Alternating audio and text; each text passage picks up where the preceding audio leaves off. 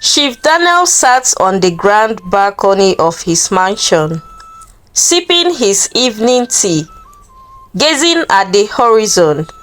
The sun was setting, casting an orange glow over the busy city of Udoku.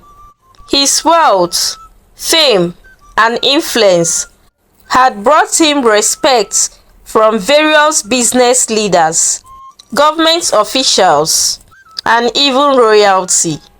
Yet, beneath the surface of what seemed a perfect life, there was a deep emptiness, a hole that could only be filled by the sound of a child's laughter. His wife, Florence, was equally successful, one of the top executives at one of the city's most prestigious banks.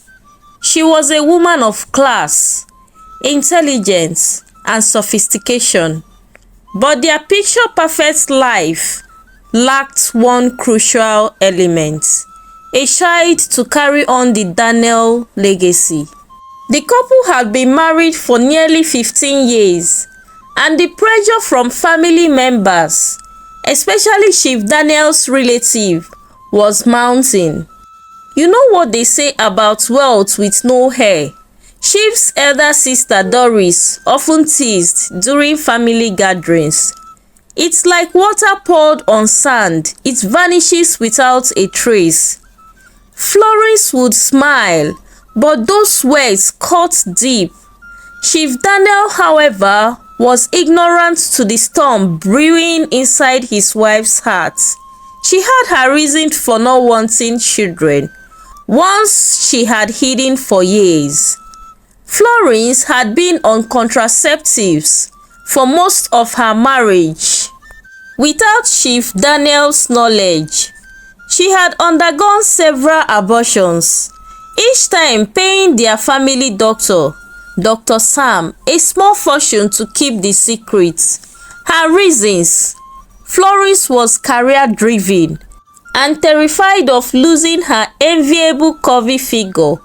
She dreaded the thought of sagging breasts and stretch marks, things she considered the price of motherhood.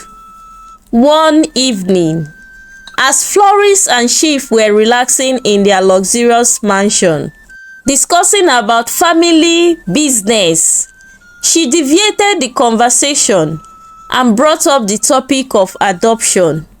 And whenever the topic of adoption came up, Florence was quick to suggest it. "Daniel, let's adopt. There are so many children in need of a good home. We don't have to keep chasing after hospitals and doctors," she would plead. But Chief Daniel would always refuse. "I want my own child, Florence, my flesh and blood to carry on my name. No adoption," he said firmly. Chief Daniel has always been against the idea of adoption. He has an orphanage home named after him and his wife, the Daniels Orphanage, where a lot of kids are being catered for till their adulthood. But all he wanted was a child of his own blood to complete him as a man. Unknown to him, a lot has been going on behind his back. Chief Daniel and his wife visited several fertility specialists, and each time, Florence expertly pretended to be disappointed when the results came back negative. Chief Daniel never suspected anything. He trusted Florence completely, never imagining the depth of her deceit. One late evening, as Florence was driving home from work, she saw a young lady sitting by the roadside, weeping. The lady looked lost, her face stained with tears, her clothes wrinkled and dusty. Florence pulled over and approached her. "Hello, young lady. What is wrong? Why are you sitting here like this?" The girl, who introduced herself as Jane, looked up with red tear-filled eye.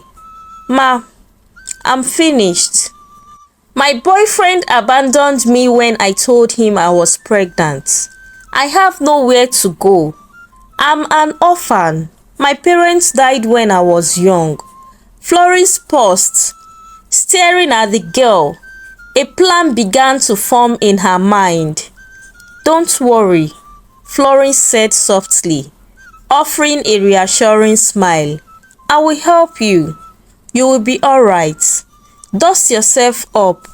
Your life is about to take a great turn, she said, with a reassuring smile as Jane followed her to the car, where she lodged her in a hotel for a few nights in order to secure a conducive place for her to live in.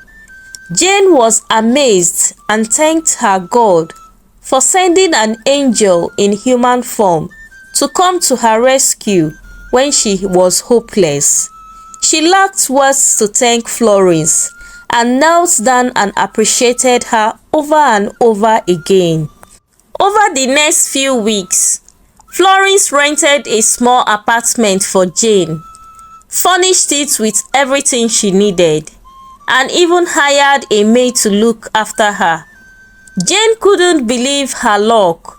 She had gone from a hopeless, abandoned girl to living like a princess. In exchange, Jane agreed to Florence's plan. Once the baby was born, she would hand it over to Florence and disappear in return for a substantial amount of money. Jane reluctantly agreed, desperate and vulnerable. But there was one detail Jane kept hidden. She was pregnant with twins. When she discovered she was pregnant with twins, she ensured it was kept hidden from Florence. Explaining her ordeal to the family doctor, Dr. Sam, who promised to assist Jane keep her secret safe and ensure that one of the baby will be given to her immediately the child is born. As Florence faked a pregnancy to keep up appearance, Chief Daniel was very excited about the news. He paraded her around the city, proudly announcing the upcoming arrival of their child. Florence, of course, played her role perfectly, wearing flowing gowns and strategically placed a padding to imitate a growing belly. When Jane's due date arrived, both women found themselves at the same hospital. Jane was in one of the delivery rooms, while Florence was in a private suite, pretending to be in labor. The plan was simple. Once Jane gives birth, one of the babies will be handed over to Florence. However, Jane's secret came to light only after the birth of her babies. She had given birth to twin boys.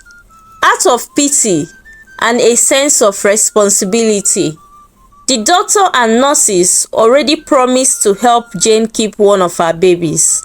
Florence received only one of the boys, and Jane quietly disappeared from the city with the other one after receiving her paycheck.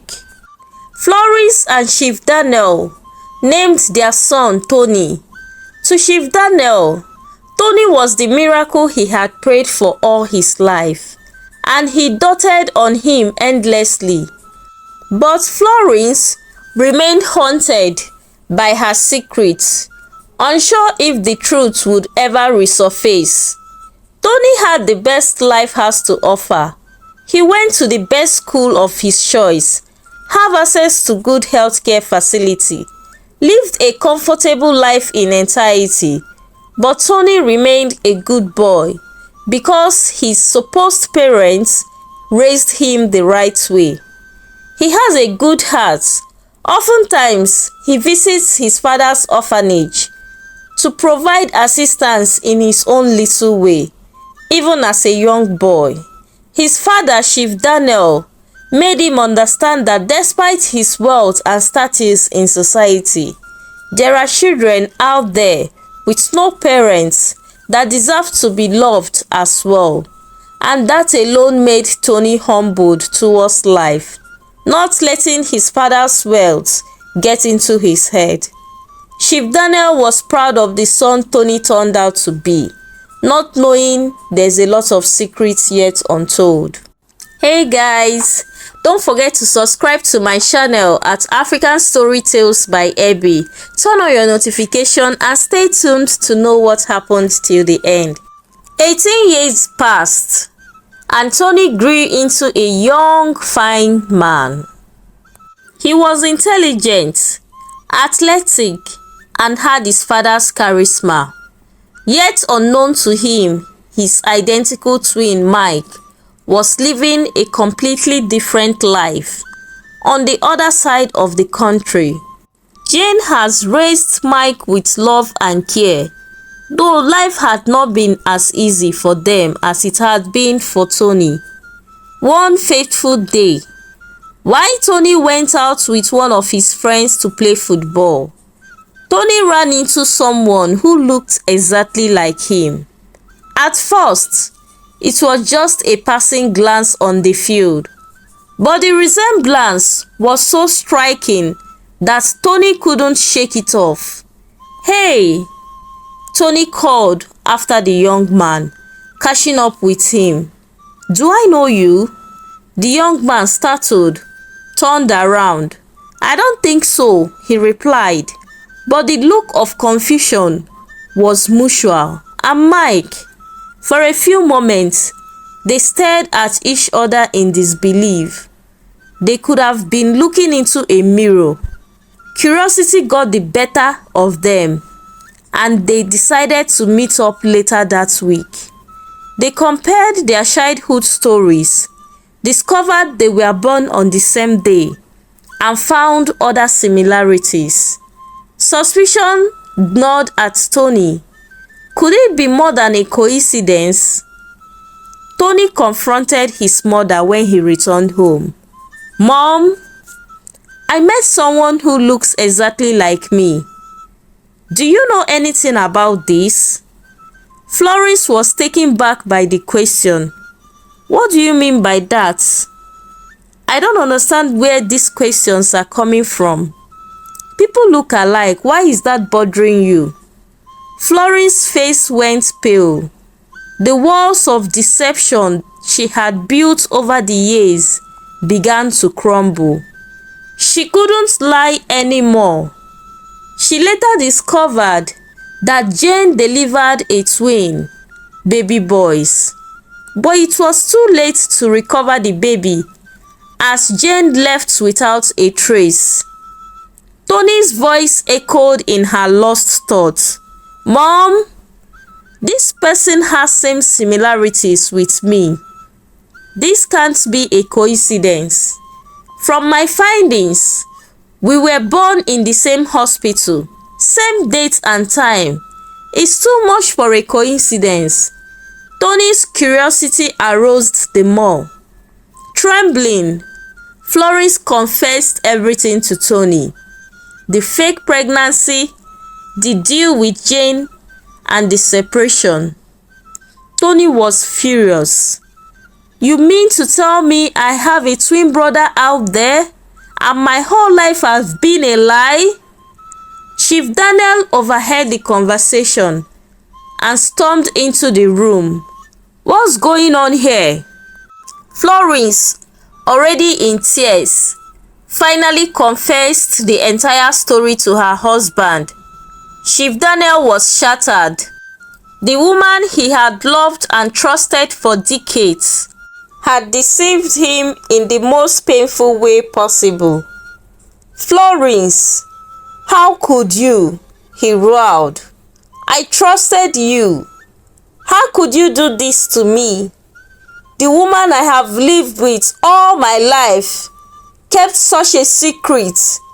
The heartbreak was much on Chief Daniel, and he collapsed on the couch and was immediately rushed to the hospital, where he regained consciousness and was given a bed rest and some medication to relax the tension in him.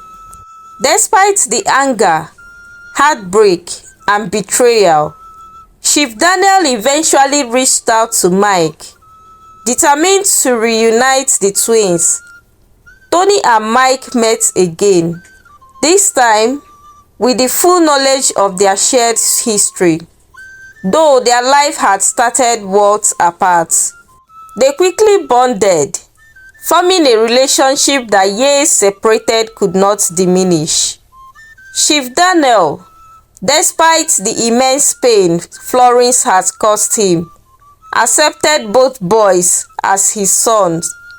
They may not have been his biological heirs he had once longed for, but in the end, they were the sons of fate had given him. Florence, on the other hand, was left to live with the consequences of her actions. Though Chief Daniel chose not to divorce her, the trust between them was broken, and she became a shadow of the ambitious, vibrant woman she once was. In the end, the legacy of Chief Daniel lived on in both of his sons, Tony and Mike, two brothers who had been divided by deception but were forever bonded by blood. Though the scandal rocked the city, it was the bond between the twins that became the true legacy of Chief Daniel's family. Jane, on the other hand, found love again and lived happily with her husband and Kate, while showing love and support to her two sons, who are now the sons of Chief Daniel. Thank you for watching till the very end. Hope you enjoyed this wonderful story. Please do share with me in the comment sections what moral lessons you've learned from this story. And don't forget to subscribe to my channel at African Story Tales by Abby. Like, comment, and share with your family and friends and loved ones. And stay tuned for more interesting and mind-blowing story. I remain your favorite storyteller, African Story Tales by Abby. Bye!